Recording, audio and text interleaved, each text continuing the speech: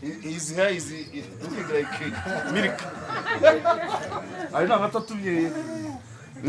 So,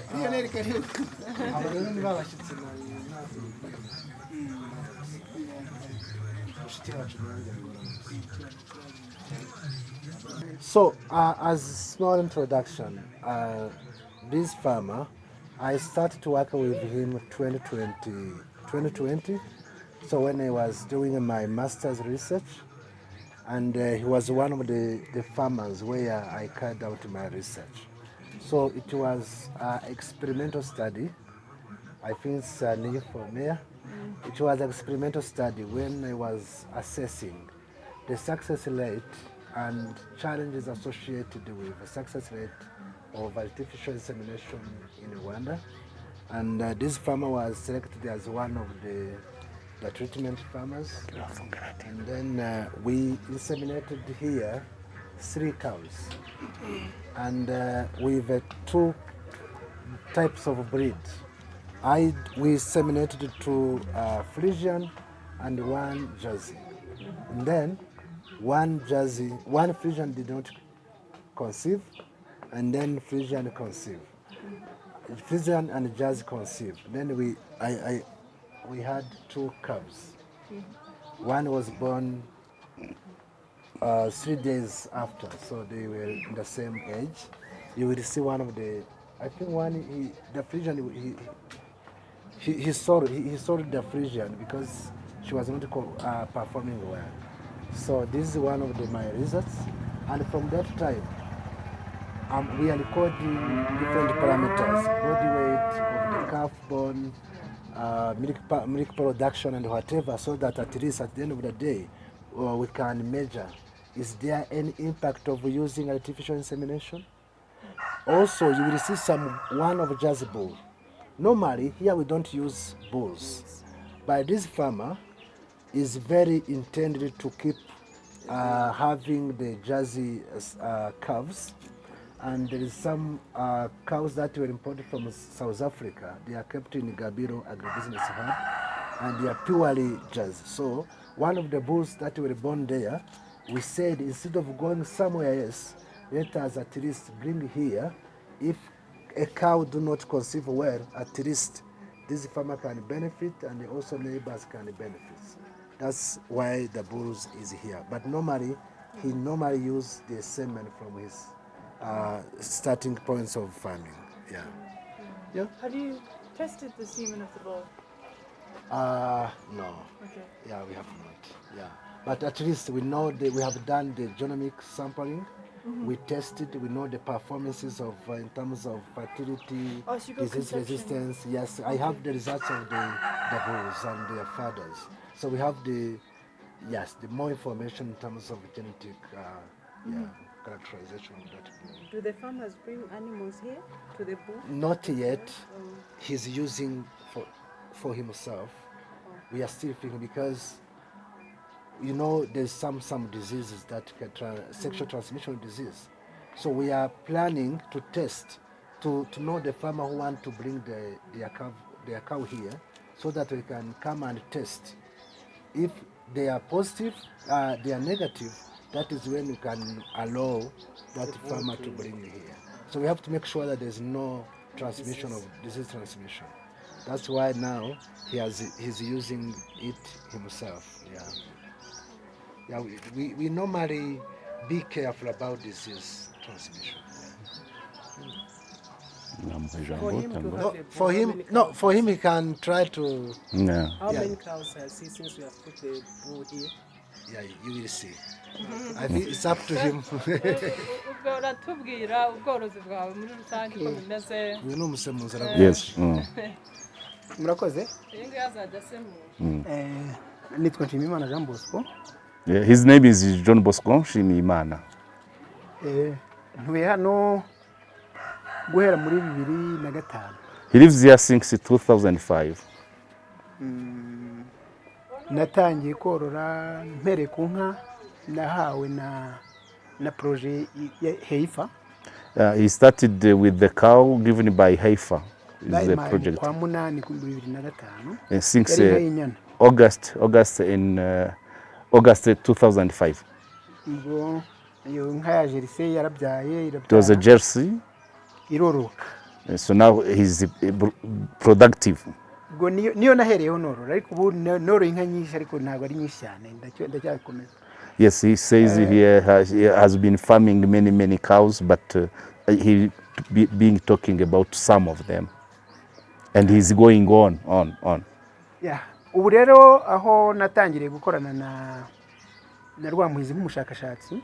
Since I started working with the Rwamuhizi as a researcher, baje hano banterera inka ebyiri, batera inka intanga ebyiri.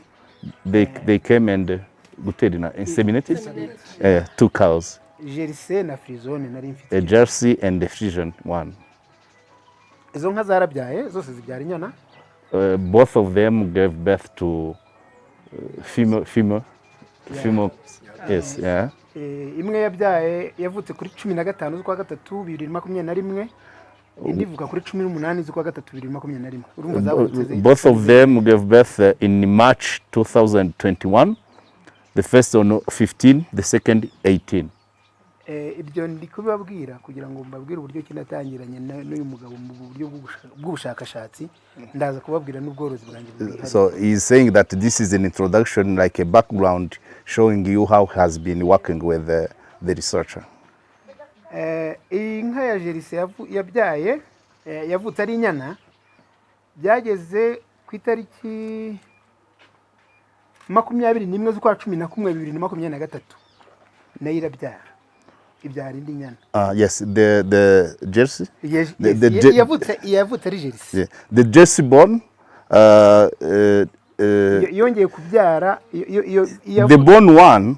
Yes. In at 21st November 2023. Nayo yabyaye inyana. Yes, it also gave birth. Yeah, nayo murayibonera muraza kuyibona ku kiraro. Yes, you will see it in. Noneho ya Frizone byavukiye rimwe. Yo yabyaye ku itariki yabyaye bwa mbere. Yes. Ku itariki 16 z'ukwa karindwi 2024. So the Frisian one gave birth at 16 July 2024. So with the difference of a year minus 4. Yeah. Yes. 8 months later. Ubushakashatsi Inosa aza kundeba yari ari kunkundisha Jersey, anyereka uburyo Jersey ari nziza. Yeah. No tugendana muri ubwo buryo. Yes, the research of Innocent was showing the farmer the interest of farming Jersey rather than Frisian. So this is why he's making a difference between giving birth of Jersey, the difference with 8 months. Noneho ya Jersey nanone yongeye kubyara ku itariki 15 z'ukwa 12 2024. Ibyara inyana nanone. 15 December 2024, the Jersey one gave the second birth. Yeah.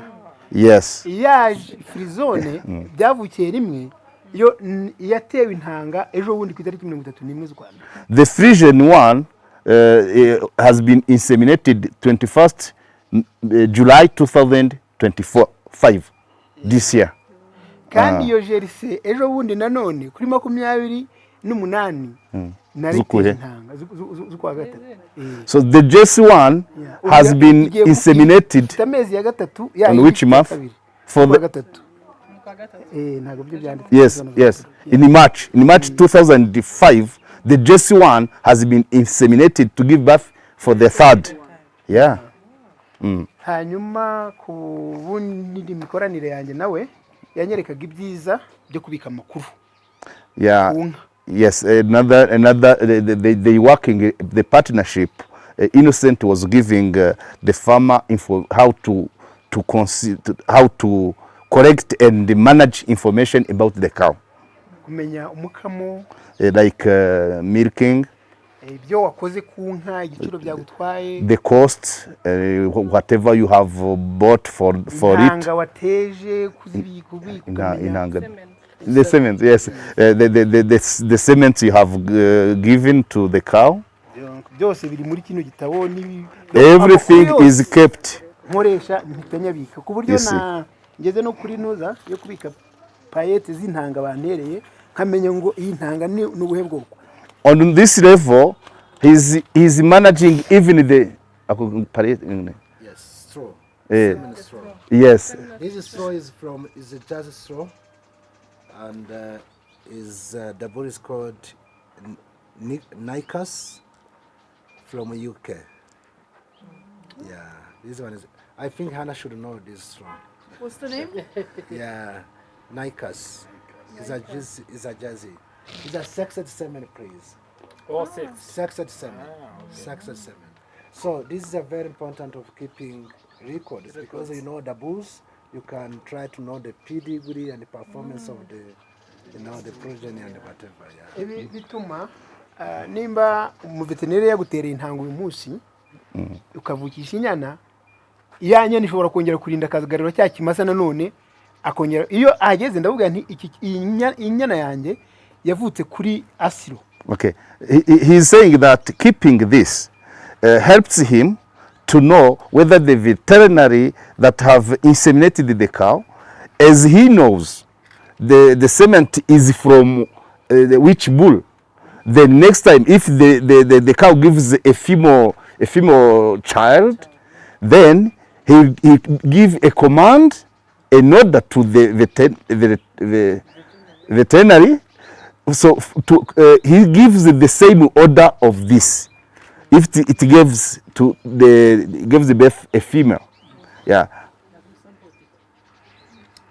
Yeah, muri make ni ibyo nababwiraga ku bigendanye n'ubushakashatsi yankoreyeho kandi nkabona bigenda neza kuriyo nanjye nshishikariza no kubyigisha abandi nanjye nkabikora mbona bimfitiye akamaro. So in brief, he is saying that how the way he's working with the researcher helps him to work profitably. Raporo ya buri munsi yerekana amata anyobwa mu mu rugo ajyanwa ku ikusanyirizo ry'amata ahabwa inyana. Aha, yes, buri munsi. Muri kino cyumweru na kamwe. ubona ari icyumweru. Yego.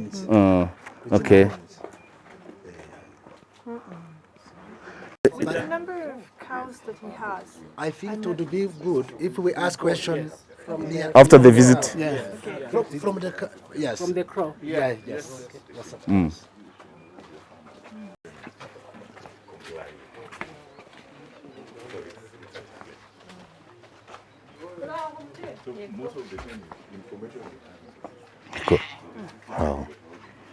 umuntu ndamuzi asa nka karegeye. Mukanzi fesi nuko ungana umugabo wawe arakura. What do you say? Hello. Muraho. Muraho. Umugabo wawe umusatsi urasa n'amata, none nawe dore uko ungana. Simana yanjye aya ni amata gusa. Umunezero urimo. Bitise Byiza. iminsi myinshi. Ndahageze rero wari warahampishe. Oya. Naho sijya nkubona kuri televiziyo. Ndahageze.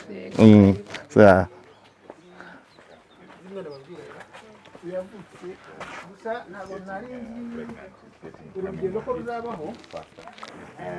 Iyo frizone nababwiraga yavukiye rimwe n'iyi nyina n'iyi ariko yo ntabwo ihari kubera nabonaga biri kugenda nabi byatumye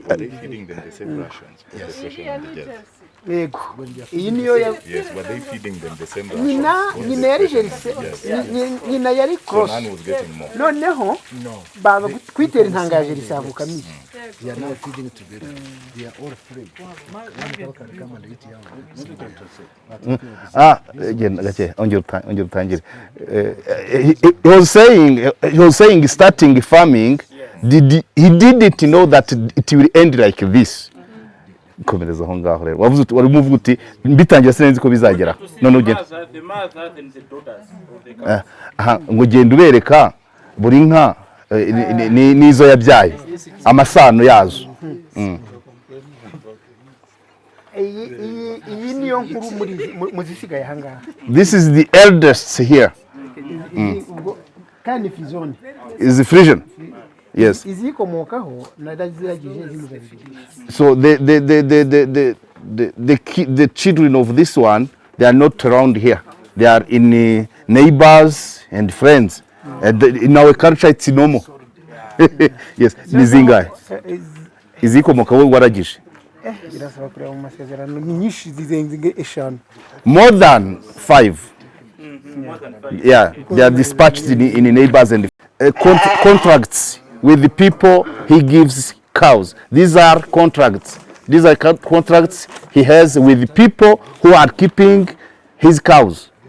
Yes, okay. Then Just on that, the contract. Just on that Yes. one, what kind of contract? What do they agree with the others? Mu masezerano harimo Pay iki? them Masezerano? the milk, which is we muha inka Yego.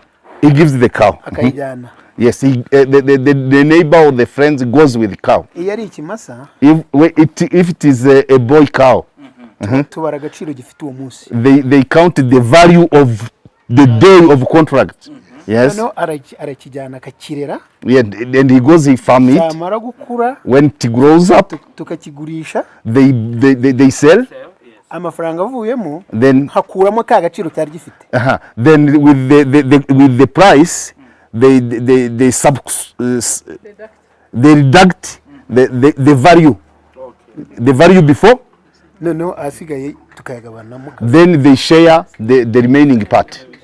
Example urugero wenda kivuye hano gifite agaciro k'ibihumbi 100. Tambigwe neza ndabikora. Yes.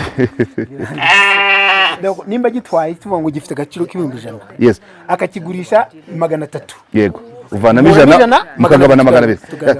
If for example the boy cow it goes with the value of 100,000, then at the end it is sold on 300. So they deduct the 100 before, then they share 200 remaining. Hanyuma iyo ari inyana rero, iyo ari inyana, iyo ari inyana agiye Yes. When they share that, it means now that animal has become solely for that person that he had sold. Sorry? He's no longer going to have a share after he has gotten that share from that first animal. Yes. Now there is no more. That person now has It animals. is about the boy cow. Okay. Yes. Now he's going to give the case on the girl cow, yeah, female cow. Arayirera. Yes. Ibyaye bwa mbere ibiye. Yes. yabyarika When bukaka it comes bibyaye. on the girl cow, he goes, the neighbor goes with it.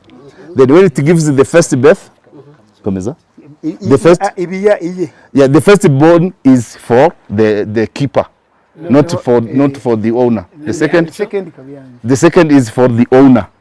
Yes. Third, ya gatatu byande. Tuvugura dutangira amasezerano. They share First born, the cow keeper. yes, The second, the owner. Yes. The third, That's okay. Once Iyo you amaze get the gukuraho imwe iye nyikuraho nkayishyira ku wundi. he changes the contractor. Iyo amaze gukuraho When it gives birth twice, the first is for the keeper, the second is for the owner, then they replace the cow to another person. another farmer. Yes. Okay, no, that's a good system. Okay. This is a big game. Yeah. hanyuma Yes. yeah. That's a good. That's a good. iyi Back jerise to the person. iyo yavutse bantereye intanga inosa yazanye n'umuntu w'umutetisi wo muri lab. Iyo hagati. Okay. He's saying that second is a jersey from insemination that brought by Innocent with a technician. Yazanye nande? Ni Abdul Karim. The lab team. Yeah. Lab team. Okay. Ubwo yaravutse ari inyana noneho nawe nza kuyitera intanga jerise ibyara indi. It's the mother of Iyi nahise nyita rwamuhizi kubera ko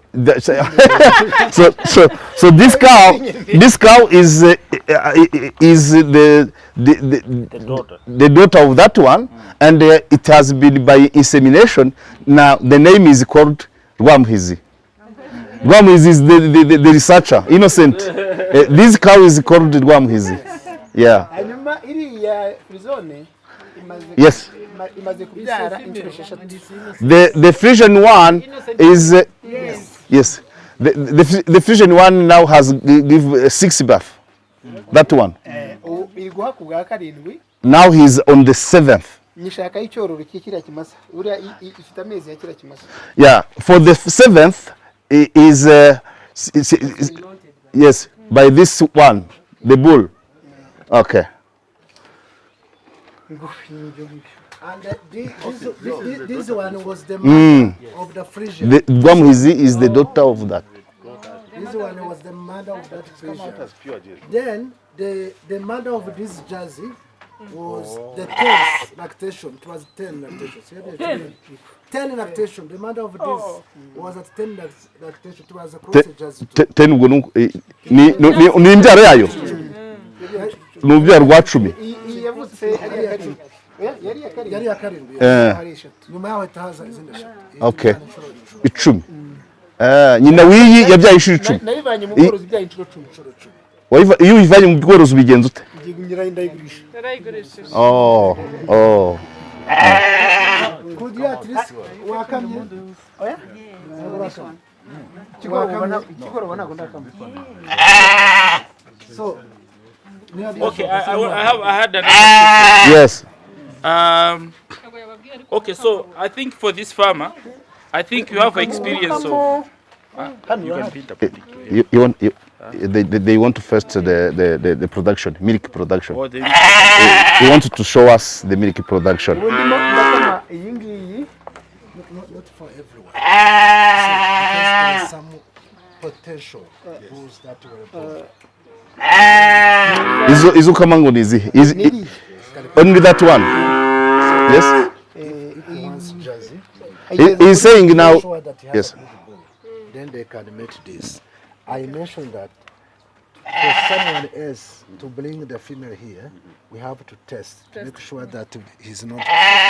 Okay, so now my question is anyone supporting him in the course of maintaining a bull? Yeah, for him is the one who said I need the bull, just bull, so that I can have. So he's meeting the course of Exactly. Actually, my question was around that. I want to ask to say, he has an experience of using artificial insemination. Yes. He also has an experience of using The the bull. bull. So I wanted to understand from him to say, if you look at the cost of the bull, Yeah. and if you look at the issue of semen, and other comparative advantages. So according to him, what can he recommend to the Other farmers? farmers, Because that's the struggle that we are struggling. Yes. ukurikije amafaranga utanga kuri gufata neza ikimasa ukurikije n'intanga ni iki wumva bagira inama abantu bakoresha intanga bakoresha ikimasa Bakoresha intanga ariko ngiye impamvu nafashe ikimasa cya Jersey ni impamvu ebyiri. Iya mbere abantu bavuga ko Jersey ibyaye ikimasa kidakura. Yes. He says he can prefer using insemination, but as he chose the bull. Wahisemo ikimasa kubera ko Abantu iyo banga korora Jersey ngo ibyaye ikimasa ntigikura. yes, because some people they think that when a Jersey gives birth to a boy cow, it doesn't grow. That mentality. Kira bakize muri gito cyane ariko gikuri hano. They say that the bull came here while still young. Now she's like that by here. Hanyuma indi mpamvu yuririye kuri iyo kubera ko bantu ubwira umuntu veterinary y'umugwe ngo ngwino nterera intanga. Akeshi intanga za Jersey ntago bazizana kuko abaturage ntibazikunda. And with supplements. Do you see the calf? I have that one. Yeah. He called me one. yes. And you can see that this calf is purely Frisian because the bull of Frisian provide 50%. Yes. That means you reverse. Yes.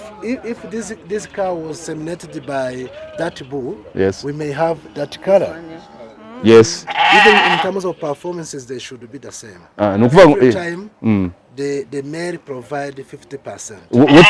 Now, the other 50% is from where? From the woman. From the woman. Woman. So the cow has 100%, 50 from the bull and 50 from. Yes. Okay. Let me give you another scenario if we continue. For instance, we don't know really the percentage of this calf, but let's assume it's the same one. We have that calf that was born as, let's consider that calf as 50% of Jersey and 50% of Ankole, for instance. Yes. If we cross this calf born with again Jersey, we will have 75% of Jersey genetics and the remaining 25 will be Ankole. Okay. That's Ubwo ni ukuvuga ngo mu Kinyarwanda ikimasa gitanga 50%, none inyana nayo igatanga 50%. Ku bwa mbere yego. None yanka ikimasa none nugihuza kizatanga 50%. Bisobanuye ko yanyana yavuze zabigize 75%, ariko yamaraso ya mbere hasigaye 25%. Niyo mpamvu iyo yanyana yavutse ifite ibara ry'iki yaranyanya cyane iriya yasubiye inyuma kubera yuko cya kimasa cyayihaye 50%, buri iriya nyana ifite 50% byasi. Yego. Bituma rero inyana ivuka isa nkaho ari ibara rya frizone. Nuvuga ngo iyo ibangurirwa na kira kimasa cya Jersey bikondera kuzana iriya bara. Okay. Birumvikanye. This year, 2024, the survey for poverty reduction, we are the 4th in the whole country, and we have 30 districts. Yes, and the 3 first are for the city. The 3 first is from the city. Oh, so countryside, we are the first. Here, because of this one and because of these cows, because of these ones, because this is economy. Bigira bituruka ngomba kubivuga. Thank you. Bigira babikora. Yes. Congratulations and continue. Turacyari mu karere ka Gicumbi, umurenge wa Rukomo, akagari ka Cyuru. Twasuye umuhinzi umworozi byahamye Shimimana Jean Bosco. Shimimana, murakoze cyane. Aha iwawe tuje gusura ubworozi bwawe, utangira utubwira urugendo rw'ubworozi uko warutangiye naho rukugejeje.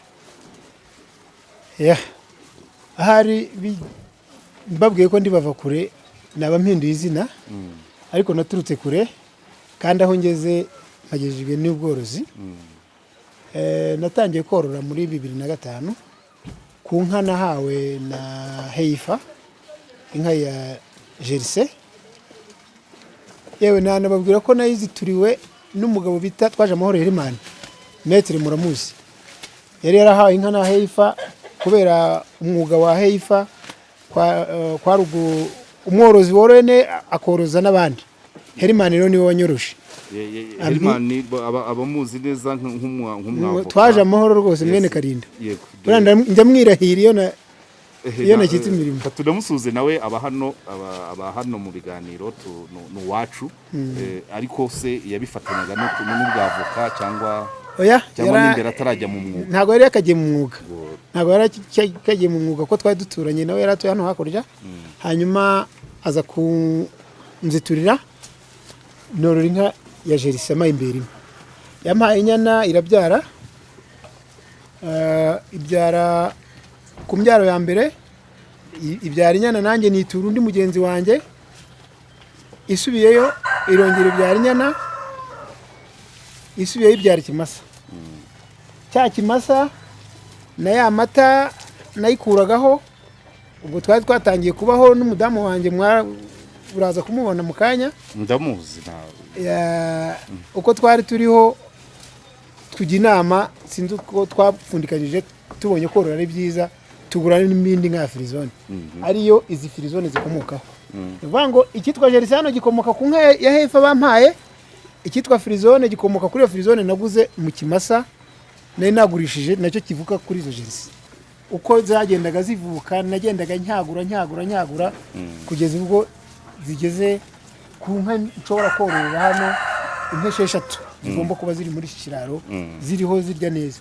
Ariko hejuru y'ibyo inka zampuze n'inshuti, nagabiye abantu, noroje abantu, hari ukugaba nk'ubu karegeye nka muhinga akagenda akaba inshuti yanjye. Ndayisigase. Hanyuma hakiri koroza, uwo mwita koroza nuwo inka akagenda akayorora, akazavanaho icyororo nkagusubirana inka yanjye bitewe n'amasezerano tugiranye. Yego.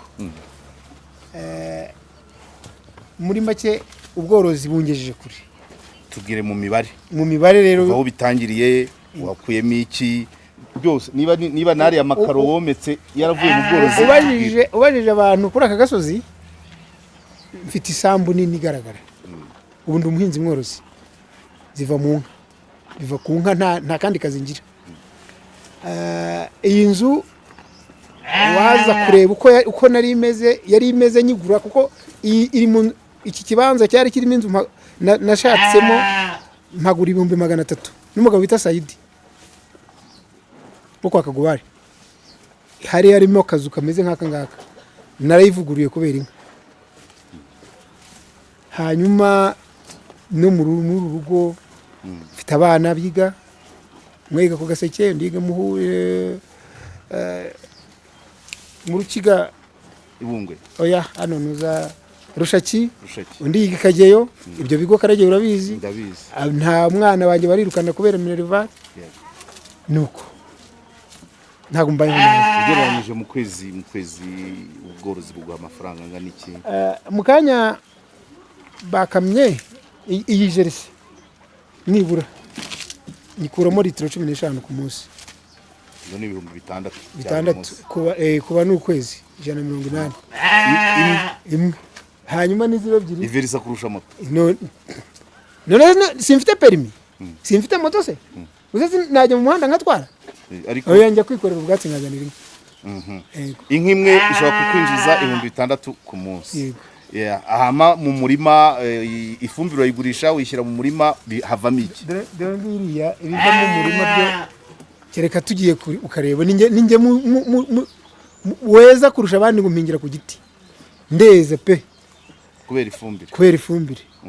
Muri saison ntago nshobora kubura nibura narumbije imifuka 5 y'ibishyimbo ndayeza. Kimwe cya kabiri cya tone. Yes, hanyuma rero ibirayi byo iyo nakuye imodoka iraza gapakira.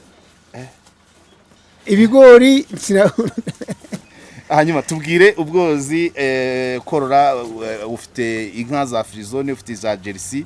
Tubwire buri bwoko ubwiza bwabwo none utubwire ugira inama aborozi ubwo bahitamo. Harimo ibanga ririmo frizone ubona ko ari inka nini, niyo ukirebye ubona ari inka nini, ariko ubunini bwayo nakwirya. Umworozi dufite ubu ngubu rero ntago namugira inama yo korora frizone kubera ko cyane kufite isambu nini ukayiharira kugira. Noneho Jersey uko ubona imeze iki dore nkaka ngaka kirira duki. Nimba frizone uko zirutanywa mu mukamo, frizone ishobora kurya imitwaro 4 y'ubwatsi n'urugero ku munsi igakamwa litiro 18. Jersey karya imitwaro 2 igakamwa litiro 15. Ntago birutanywa cyane. Inama nagira umworozi w'ubu ngubu ushaka korora yakorora Jersey. Mukororoka no guhangana n'uburwayi. Mukororoka mu guhangana n'uburwayi. Izi ngizi rwose batugira inama kuzishyira mu bwishingizi, ariko nukuzishyiramo gusa ntago zirwara. Ntago Jersey ntizirwara. Kororoka nago urugero yavukiye rimwe niyi iri guha ku bwa kabiri, iyi ngiyi iri guha ku bwa gatatu. Urumva ko byavukiye rimwe, imwe yavutse kuri 15 indi ivuka kuri 18. Ntago ari kukubeshya. Nazana ibitabo kareba twabibonye ndabyandika. Hanyuma gukamwa rero frizone zigeraho zigateka, ariko Jersey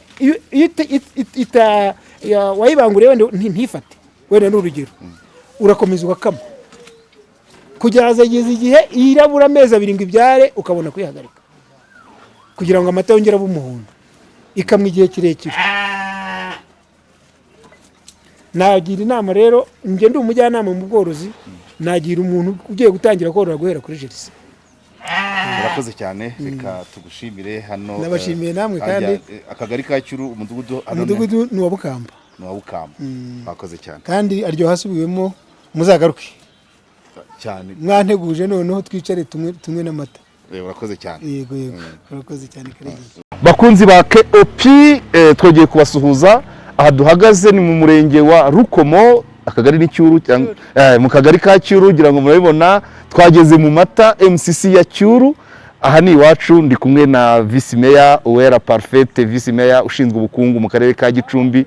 Twasuye aborozi, turi ku ikusanyirizo ry'amata, amata muri Gicumbi. Abantu bibazaga ngo Gicumbi umwanya wa mbere yawukuye hehe, ubukungu nyirabwo nguyu, ariko nawe aho bukomora yahatweretse mu bworozi, mu buhinzi, materasi y'indinganire, mu mata n'ibindi. Vice Mayor, tuhaye karibu kuri KOP. Twaherukanaga tutera igiti imanyagiro. Reka mpere ku mworozi tumaze gusura, Nshimiyimana Jean Bosco, mu rwego rw'akarere ka Gicumbi ubworozi ubworozi buhagaze bute, cyane cyane ubw'inka zitanga umukamo? Murakoze. Mu karere ka Gicumbi navuga ko ubukire cyangwa se izamuka ry'ubukungu tubukomora cyane ku bworozi n'ubuhinzi, birumvikana ku buhinzi n'ubworozi biragendana. Ubworozi rero uko buhagaze Gicumbi wacu buhagaze neza, kuko iyo turebye dusanga ingo zigeze kuri 80% zifite inka. Yego. Ziroroye, bafite ibiraro mu ngo kandi ntabwo ari mu nzuri. Icyo twita zero grazing, kororera mu biraro, kororera mu rugo. Nanavuga ko ari n'ikintu cyafashije cyane abanyagicumbi, kuko nibwo wavuga ko umukamo uzamuka. Yego. So rero ubwo 80% baroroye mu ngo. Hanyuma ariko nanone inka nyinshi dufite navuga ko ari icyororo kivuguruye. Icyororo kivuguruye, ntabwo tugifite za nka za kera navuga ziri traditionnel cyangwa se zimwe twita ngo inyarwanda. Yego. Twazanye rero gahunda yo kuzana icyororo gishya kivuguruye mu banyagicumbi, tubihuza na gahunda ya gira inka, birumvikana yatumye n'aborozi nyine baba benshi mu karere kacu, nayo mpamvu wumva izo ngo zose zoroye. Tubikesha rero umuco wo guhana inka abanyarwanda bahoranye kuva kera. Dushimira nyakubahwa Perezida wa Repubulika ko muri gahunda ya gira inka rwose harimo gahunda yo guhana inka, noneho buri wese akagerwaho. Ibyo rero byadufashe kugira ngo abo bose babe bafite inka, kandi turakomeje, ni gahunda dukomeje, twifuza ko buri munyagicumbi wese aba yoroye. Yego.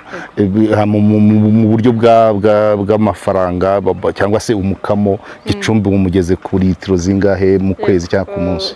Ubundi muri Gicumbi iyo twisuzumye tubona nibura litiro ibihumbi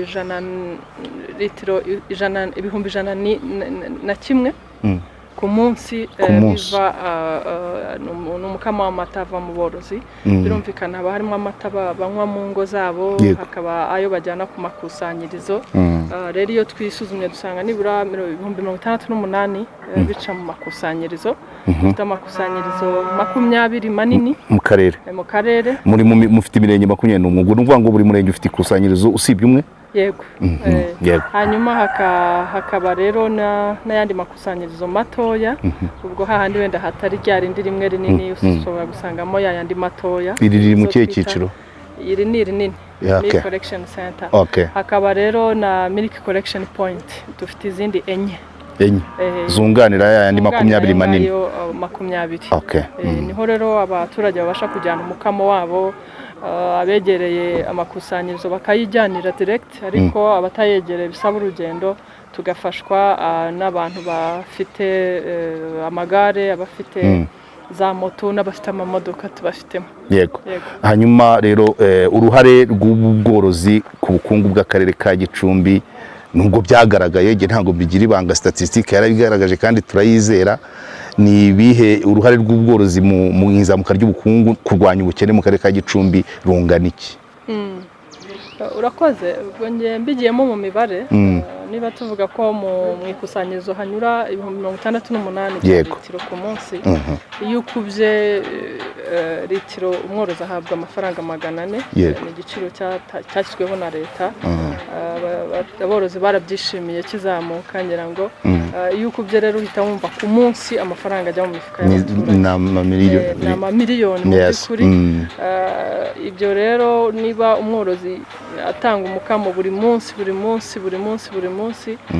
muri nyuma y'iminsi 15 wa muntu ushobora kubona litiro 10 ku munsi ashobora kuba rwose ari umuntu ubona amafaranga 10 ku munsi ni ibihumbi 4 yego ibihumbi 4 rero nibura wavuga ko nyuma y'iminsi 15 abafite amafaranga ibihumbi 60 ashobora kuba ntacyo yabura mu rugo umwana ananirwa kandi imiryango 80% imiryango muri Gicumbi bavuze ko ifite inka nuvuga ngo nayo donc iri aho ngaho yes sinshaka kugutindira ni ibihe bindi bikorwa byunganira ubworozi kugira ngo murwanye bwa bukene mu karere ka Gicumbi ibindi n'ubuhinzi abaturage bacu benshi barahinga birumvikana n'abandi b'abacuruzi bakeya usanga n'ubundi n'abakora ubucuruzi babivanga n'ubuhinzi kuko abacuruza bya bindi bituruka mu buhinzi umusaruro ubuhinzi rero Gicumbi dufite ubuhinzi navuga bw'igimbere cyane bw'icyayi dufite n'uruganda rw'icyayi mu mirenge nk'itandatu-irindwi ihingwamo icyayi mu karere kacu aho ngaho navuga ngo abaturage nabo baba bafite amafaranga kuko icyayi ni amafaranga ahoraho kandi bafite n'uruganda bashobora kujyanaho umusaruro wabo buri munsi ikindi dufite n'iyindi mirenge imwe ihingwamo ikawa igera kuri 11 tukaba dufitemo inganda zigera kuri 7 muri Gicumbi harimo inganda 7 z'ikawa zitunganya umusaruro wa kawa ubwo ni ibice ni ibice bishyuha ubwanzu yego rero nabo navuga ngo igihe cya season ya kawa babasha kuba rwose babona amafaranga umuturage utunze ikawa birumvikana bari umukire hanyuma ariko tukagira n'ibihingwa ngandurarugo birumvikana duhinga cyane ibishyimbo abaturage barabihinga by'umwihariko ku mirenge yegereye umupaka tugira ibishyimbo byitwa injyamani ibishyimbo biryoha cyane kandi bisa neza hanyuma tugahinga ibigori tugahinga ibirayi tugahinga ingano ingano nazo abanyagicumbi barazihinga cyane kugira ngo mu minsi yashize twari dufite n'uruganda ruzitunganya rwe rwarafunze ariko ndahamiriza abanyagicumbi ko muri uyu mwaka ruzongera rugafungura ubwo ni Pembe ni rwitwaga Pembe ariko ubu bazaza bari mu yandi mazina yitwa Crown Food Industry bagiye gutangira gukora vuba cyane ubwo ni ko kubwira abanyagicumbi ngo bahinga ingano isoko rirahari yego ngira ngo ndumva ari byo ngibyo nibyo mu by'ukuri abanyagicumbi bahinga kandi abanyagicumbi barakora n'abakozi ntabwo ari abanebwe gahunda iri imbere gahunda yo kudasubira inyuma mu mihigo mupanga ko ubukene muzongera mukabugabanya nk'akangahe kuva kuri uriya mwanya wo ntabwo tubishaka turashaka ko muzasumba na Gasabo ariko mukongera mukagabanya mwateganyije kangahe tuzagabanyaho muri uko ubundi muri iyi myaka nibura 5 ya manda ya nyakubahwa perezida wa repubulika NS2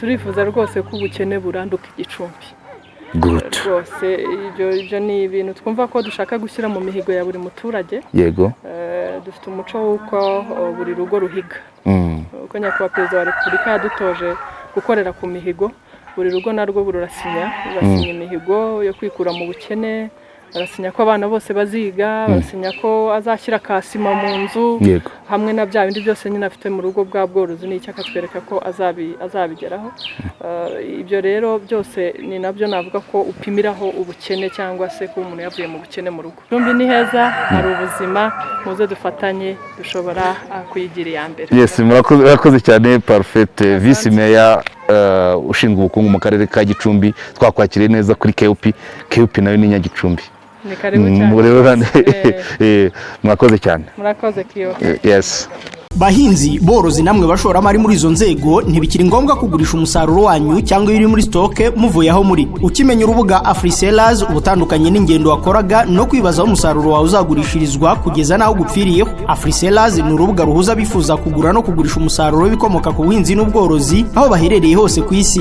uramutse ufite depo y'ibigori cyangwa ibindi binyampeke ntuzirirwe ushaka isoko kuko bikigera kuri AfriSellers biba byaguzwe wifuza kandi kugura umusaruro w'ibikomoka ku buhinzi n'ubworozi aho uri hose ku isi ntuzava aho uri uzasure Afrisellers. Abifuza ko tubashyirira uwo musaruro ku isoko cyangwa abifuza kuwugura nimusure urubuga rwacu wa eshatu@afrisellers.com. Hari ibyo wifuza kurangura cyangwa kugurisha mu bihugu bigize Afrika y'Iburasirazuba nk'umuceri wa Tanzania, kawunga y'Ubugande, ikawa yo mu Rwanda n'ibindi, nawe tugane. Namwe mufite ibindi bicuruzwa mwifuza gushyira kuri uru rubuga cyangwa ushaka guhimbira akazi ku rubuga rwacu, muhawe ikaze. Ku bindi bisobanuro mwaduhamagara cyangwa mukatwandikira kuri nimero mubona kuri screen. Afrisellers,